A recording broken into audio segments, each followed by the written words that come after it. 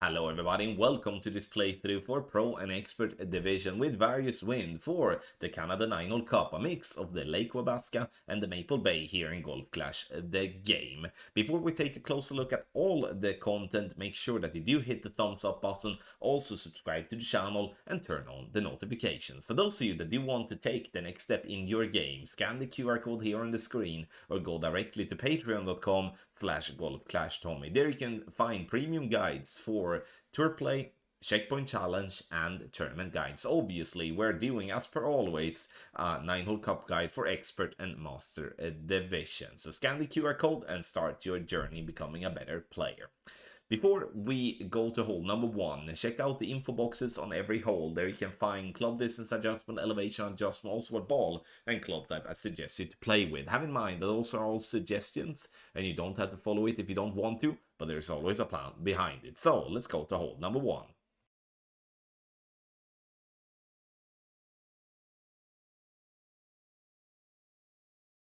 Alright, so for the drive we're actually starting with Apocalypse at the top of +6 for Apoc 5+, top of +12 for Apocalypse level 4. With Apoc 8 we use Blue Ring by the rough line. Once we have found our position, we're swapping to Big Topper and Thorn Bag, because we do want to have all the top spin. This landing position is designed for Big Topper level 4+, as once you swap to Big Topper level 4 or 5, it's going to open at +29, which is max line. And then you can see with the more higher level Big Topper, it's going to open up further back, which is good. Adjust max +10 P5, and then we're going to push up 3 yards after our adjustment. 3/4 of ball in left curl, max overpower with a slower needle, try to hit perfect. A great left is to favor over a great right, and we want the ball to roll to 430 or better. I'm using a Berserker ball here, and sure, we could use a ball with more wind resistance, but I do want to have the wind one, as what it does is that it makes the ball being pushed nicely, and also second of all makes us adjust further back from the max line, which means that we get a slower needle on the overpower. For the second shot we're going to use 1 backspin and 1 right spin always, and we're going to look to have our ball guideline just short of the pin. It's not going to be into the hole, but it's going to be very close to it. And unfortunately I'm not zooming in properly here, so it's hard to see, but you should be not into the hole, just short. Adjust from +6 landing position, we have 90% slider plus 40% elevation, P5 numbers, adding or subtracting 0.1 from there.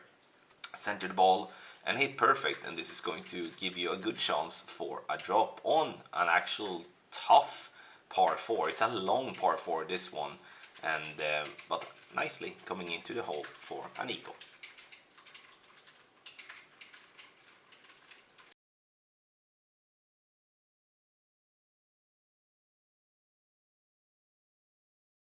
First and foremost, you do not have to play with a Wind Fireball here if you don't want to, but I'm using the Wind Fireball here in the info box to display the ball that I'm playing with on this shot here. 2.2 backspin and 1 right spin. I'm looking in this instance to have the ball guideline. You can see I'm having half of the red ring outside on the fairway, and then we do have the tip of the ball guideline falling 1 green square short and 1 green square left of the pin.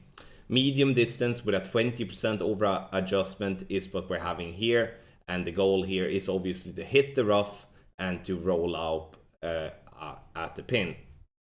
And the thing to have in mind with this shot is that it may look very risky, and playing a rough bump like this is obviously having a risk involved. But what do we have to choose between? We can either then bounce on the fairway with a long iron, which is gonna require a lot of curl, and that's going to be like a birdie as best many of the times, or we can use a club with a lot of backspin and aim on the green, maybe use a backspin boost ball or something like that, which is a possibility as well. Then we would require a wind ball there too. So there is other opportunities, but I do believe that from experience playing this hole, the rough bump is most definitely the best chance we do have for a drop. Comes in lovely though, catch that little groove and rolls dead center for an hole-in-one.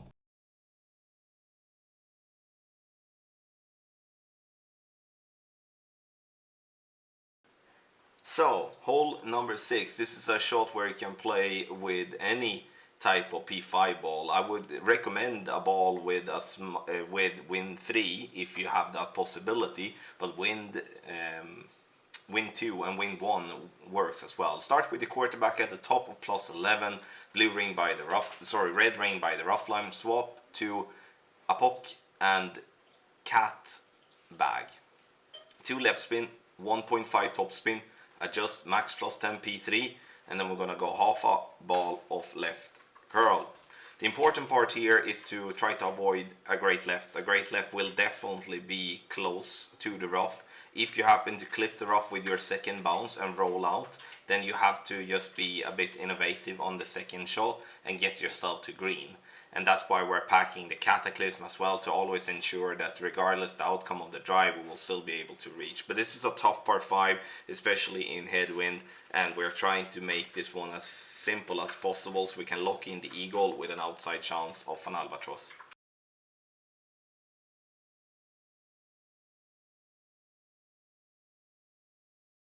Hole number 3, we are looking to play with a ball that you have somewhere with wind about 7 to 8 miles per hour. And this is going to be the Kingslayer for me, starting at the top of +3 with the blue ring by the rough line. Now we're going to apply spin, which is going to be 1 right spin and 3.5 bar of backspin. Maximum distance with a 20% over adjustment is what we're gonna do, and as we are pulling from a lower to a higher point, and we are going to fly a little bit longer than what the landing position shows. And that is something that is very important to have in mind here, that if you do have any wind coming left to right, we will always pull up to a higher point, such as if we do have a wind coming right to left and we pull down into the bunker, we'll pull to a lower point and therefore we will lose distance instead. And those type of things is important to have in mind when you're dialing in a shot like this, because the spins will then be crucial to be positioned in a correct way so we can compensate for either flying a little bit longer or flying a little bit shorter. In the end though, this is a par 3 with a good chance for an hole-in-one. Take your game to the next level with our ultimate tournament text guide for expert and master division for this Canada 9-hole cup, where we do have the same wind throughout the whole tournament. This is the way to look back at how it was back in the days where we did have the same wind always throughout the tournament. So make sure to subscribe, use the QR code here on the screen, or go to patreon.com/golfclashtommy. Obviously, we do not just have 9-hole cup guides. We offer 18-hole tournament guides now for the summer major coming up, but we also do have tour guides and checkpoint challenge, something for everyone and stuff that you can't find anywhere else. So make sure to sign up and try out to be a part of the largest guide community here in Golf Clash.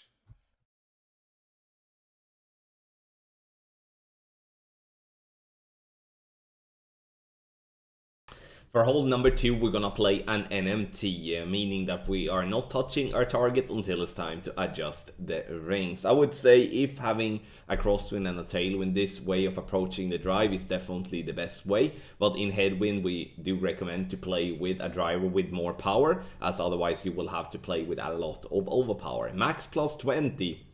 Using 3 topspin and a little bit of left spin. All the parts combined here. The goal is to get ourselves as far up the fairway possible and being as close to the rough on the right without obviously endangering rolling in to the rough there on the right side.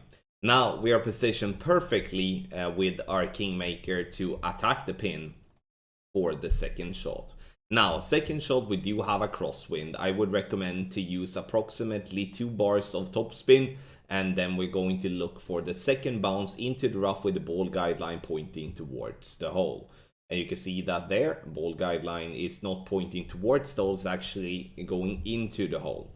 10% elevation, and then it's true club distance number. Here I am not exactly sure, but I do adjust around 9 rings for this shot.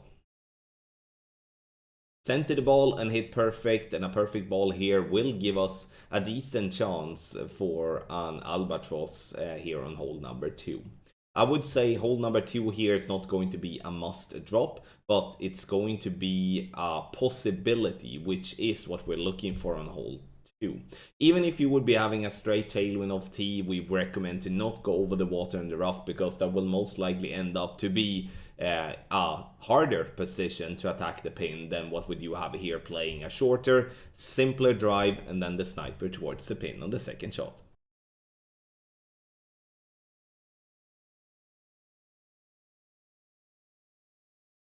Hole number 1, start with the quarterback and don't add spin. We're looking at the top of +9 to also then have the second bounce to be approximately, I would say, 1/3 of a ring by the bunker, 2 right spin, and then we're going to set topspin based off what wind angle we're having. And why is that important? It's because if we do have too little topspin, we're going to get stuck in the rough. If we have too much topspin, we're going to roll over the green into the rough on the back. And obviously that's difficult in a scenario like this, and we're doing our best to compensate, obviously. 2.25 ball right curl. We're using a Kingmaker here. You can see that I'm playing with a completely slow needle, and that's something that I really want to focus on here. You don't have to play with a Kingmaker. You can play with any power 3+ ball, but the difference between playing with a Kingmaker, which is a power 3 ball, and a power 4 or a power 5 ball would be that if you are always playing with a power 4 and power 5 ball, you will always have a slow needle even in the most severe headwind angles, where off the Kingmaker ball you will have some a slight shaky needle if you do have headwind angle. Now I did hit the pin. I'm not expecting this one to drop. I'm hoping and expecting myself to be on the green every single time, or at least close to it.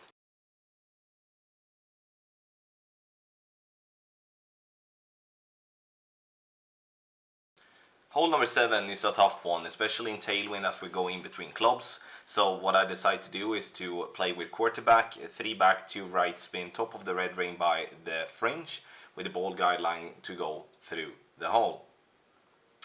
Once we have got the ball guideline through the hole, which we haven't got there until now, then we're going to swap to a spin that is 4.5 backspin, 1.7 right spin. It's not ultimate to do a spin swap, but unfortunately that's something we're going to have to do because otherwise we will come in too hot, and I don't want to offset from start. For those of you that don't want to do a spin swap, you can add the spins and try to replicate the ball guideline, which I think is very difficult.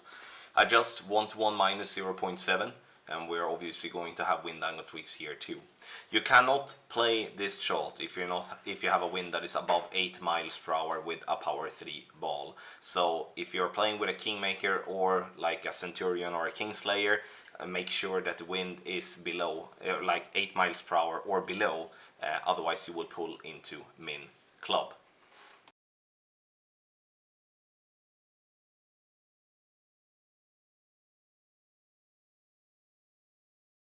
For hole number 4, if we do have any form of tailwind, we are going to send this one to get close to green. The goal here is to have the first bounce into the rough in between the 2 bunkers, and then to clip the rough again, or to not clip the rough again and roll out for a wedge.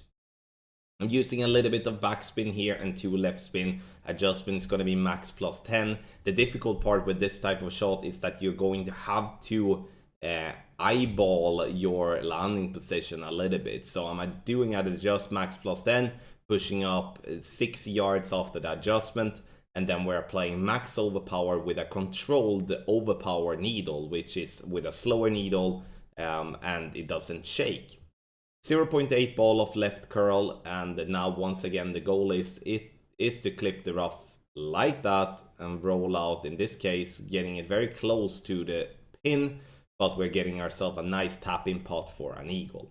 What do you do if you do have a crosswind or a headwind then, and you cannot do this type of shot? Then you play over on the right hand side. You can watch for reference in the rookie playthrough and also in the master playthrough to see how you can then bounce over the right side and then play a long iron rough bump towards the pin. Still a possible way of making an eagle, but obviously miles tougher than if you can send it to the green like this.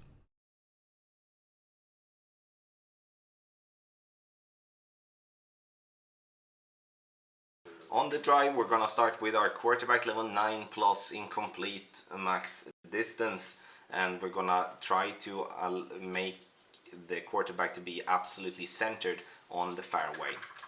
5.8 topspin, no side spin whatsoever, so we have swapped to our Apocalypse and Grizzly bag. Adjust max plus 10 P3,